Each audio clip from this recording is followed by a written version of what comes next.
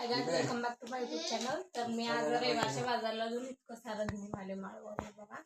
टमाटे, ढबू मिरची, बटाटे, हे गोसाळे आणले। गोसाळीची भजी बनवतात, शेवगाची शेंगाची तर आपण नॉर्मल भाजी बनवतो। हे अद्रक, कोथिंबीर, हिरवी मिर्च, लिंबू आणि हे आमचं थोडंफार खायचं। आणि हे मी घेतले कुरुड्या हे 1.50 रुपयाला एक पॅकेट आहे। आणि हे उडद पापड।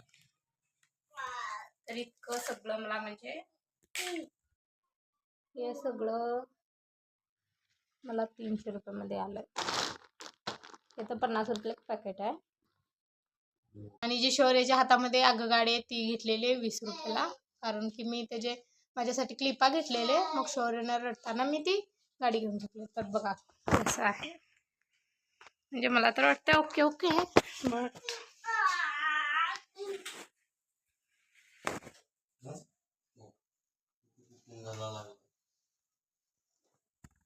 कारण आता 17 तारखेला येत आहे नागपंचमी, त्यासाठी मी जिवत्याचा फोटो आणलेला आहे। आणि जिवत्याचा फोटो नंतर आपल्याला बघायला गेलं तर दुकानात 10 रुपयाला भेटतो, पण आपण जिथं जास्त असं लवकर घेतो आणि हे म्हणजे असं लवकर घेऊन तिथं हे असतं ना, स्टॉक जास्त असतं, मग ते आपल्याला कमी रेटमध्ये भेटतं।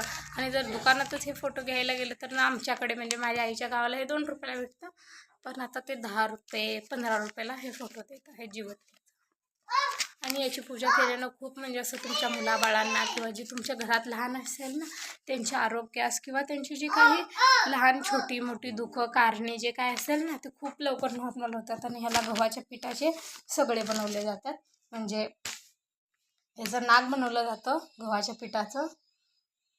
आणि चकल्या शेवया सगळं असं म्हणजे हे खातेत आई लोक जे घरचे असतात ना, हे गव्हाच्या पिठाचं बनवलेलं उकळायचं पाण्यामध्ये, गरम पाण्यामध्ये, आणि ते खायचं। याचं कारण असं, तुम्हाला जितकेही मुलं बाळ असतील त्यांच्यावर काही संकट येत नाही, म्हणजे असं त्यांना कुठल्याही प्राण्यांची ह्याची त्याची हे लागत नाही, नजर जास्त लागत नाही, म्हणजे किती चावेल हे करेल नाही लागत। मग त्यासाठी हे तुम्ही नक्की घ्या आणि ह्याची जिवत्याची नक्की पूजा करा सोमवारच्या दिवशी। Thank you, bye.